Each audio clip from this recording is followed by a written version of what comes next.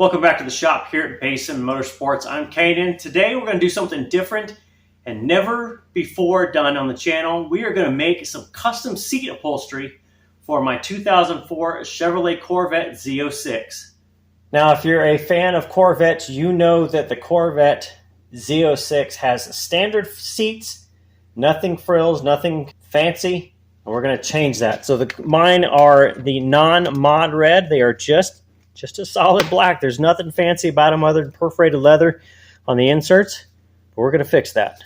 Now, no Corvette owner in their right mind would probably do what I'm going to do, but I'm going to cut up a brand new set of aftermarket seat upholstery. Now, the reason I'm doing this is I want something different, and these were available. So I found these probably about 6 months ago. Someone had bought them on clearance, so they were half of retail. He didn't like them and sold them for half of what he paid. So I bought these for a quarter or 25% approximately of retail, and they're not made anymore. So what I'm going to do is take out these inserts, the top piece here, this bottom piece, and on the bottom we're going to take out this gray and replace it with something different. Now also note on these pieces, they do have custom stitching that matches, so it's kind of like a gray, really not really of a brown tan, it's more of a gray. And I've pulled out the stitching on these two. We're going to replace this top stitching with something that matches the material going in. So now it took me a couple hours to get everything pulled apart, just using a seam ripper, going stitch by stitch to take it all out to make sure that I didn't damage anything and I had fresh materials to going back in. So on the top piece or the backrest, this is your two halves of the inserts. These will be used to make patterns with, so that I can just essentially take the same shape or the same size, transfer that to the new material, and then I know exactly how to put it back together because I took the exact pieces apart. Now inside of that, there's also going to be the Velcro pieces, or the half that goes on the back of the seats. You got to take those off, of course, and then all the top stitching itself, that needs to come off too because it needs to match. So again, it's stitch by stitch by stitch. Probably took me 3 to 4 hours to do this. Kind of crazy, but it's gonna look good in the end. Now the next step in the process, once you have all of your inserts out, is I need to make a pattern. So now that I'm doing 2 seats, and of course you never know, this could be something I do for somebody else in the future if they want it. I made templates out of poster board. So again, you have your pattern here. You lay it out. Now these are symmetrical about the center, so you can lay them over like this, which makes it a little bit easier to trace out. You just have to know that you need to ensure that you get all your sewing marks in here, or your sewing alignment marks, aligning piece to piece. And then you just make a template for each one. Now as you flip these over, they are going to tend to curl up a little bit, so I've just got some weights here. This is just 3/8 bar stock that I bought at local home improvement store, and those just weight down the edge as you do it. So if you trace it out, you can then cut it out. Now on of course the seat pan itself, I always thought it just kind of looked dull, really, just having a big piece like this just sitting out there. So what I'm going to do on this is I'm going to create an insert. So I took some tape, which is hard to see, but I took some tape, laid it down on the seat pan, so it basically looked like this. I sat in the seat, and then I traced out basically what my crotch looked like. So it gave me a nice shaped V that looked something like that, but it was pretty crude. It wasn't exactly round on the edge. So then I just took a round piece that just happened to be the thread spool itself. I thought that looks pretty good. So I made that round, straightened the lines out from there, and this is about a 5.5 inch wide up here at the top. So then you're going to have a piece inside. Obviously, then you need to make your patterns for the material going in. So this will be a black vinyl that will match the other pieces. And then you just make a 1/2 inch, at least I did. I made a 1/2 inch sew pattern. So this piece here is 1/2 inch bigger all the way around, so that I can fold this down and sew it. Now once I have all of my patterns here, next I can lay out the plaid material, and I'll show you how I'm going to do that once I have my patterns and have them traced out to make sure that I have all of the pieces.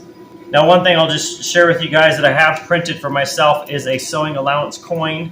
I call it a coin, but it basically just goes under the edge and you can trace it around. It's just a wheel that goes around in a circle.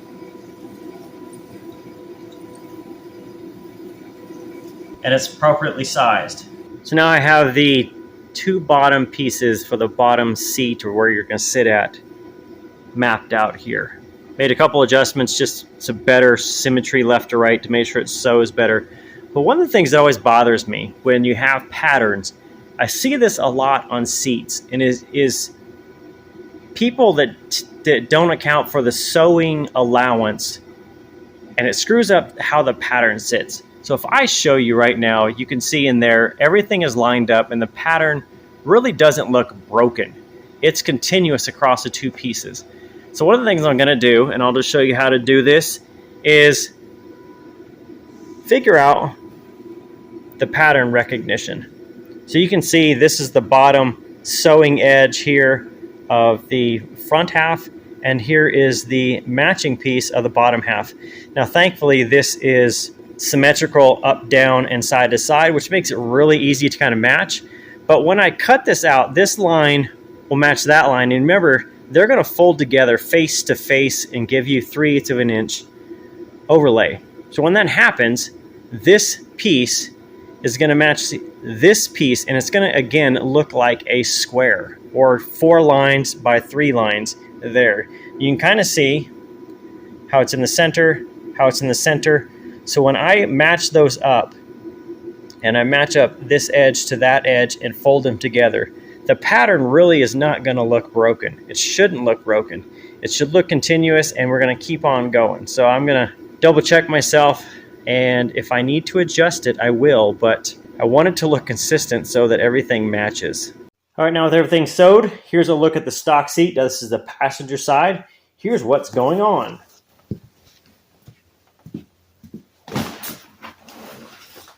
There's your bottom. That's your backrest. Now with the seat out, I'm going to go ahead and throw it up on my bench. Let the upholstery off, the stock stuff that I'm keeping. We'll put it back in the box. We'll then put on the new stuff I just made. We'll see everything fits. So here's going to be our finished seat after I've installed the upholstery. Now I'm going to do a separate video on how to take off upholstery off the seats and to put it back on. That way I don't make this too long or longer than it's needed for people that really aren't interested in doing it themselves. Now, a couple things I'm going to do on the driver's side that I didn't on the passenger, because this is kind of my first one prototype. You see, so there's some extra wrinkles up in here that you just can't get out. That's really a sewing thing. So I will tighten up the sewing allowance on those a little bit, even down through here. There's only so much you can fix afterwards if the sewing is just slightly off.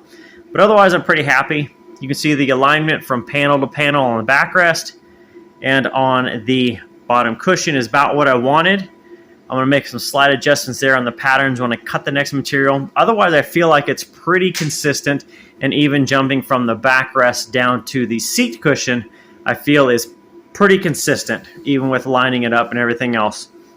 So that's it. Kind of a final look here. You can see all of the stitching, I think, came out pretty well, trying to mimic what was there and reuse the holes. That way there's not extra holes. Things kind of come up over the top. There's your blue all the way around. And a lot of these wrinkles will eventually work themselves out as you sit out for car shows or whatever else. As it heats, it'll kind of relax as it ages in. Now, if you have any questions on any of this work that I've shown in here or how to do anything, please leave me a comment down below. I will put links in the description to all the tools I use to do this. I will also put the same information into the video on how to remove or install the upholstery. That way you guys can have the tools if you need them. I'll have links in this video to the material, to the sewing machine, everything else I've used. If you want to get involved in doing this, you'll have all that information. Now, I get it. Plaid in a Corvette is really, nobody does that. And I kind of wanted to do something completely separate. I get it. People are not going to like the plaid. So far, it seems mixed reactions of yay or nay. Plaid is more of a Euro, I won't say tuner, but like a Euro Porsche, BMW muscle car kind of thing. I thought if we're going to build an American muscle car, we would kind of throw it in their face a little bit and take on some of the plaid. I felt like the blue and black matches the flames a little bit, or at least a little bit more than just plain boring black. So any questions, comments, leave them down below. Otherwise, thanks for stopping by. We'll see you next time.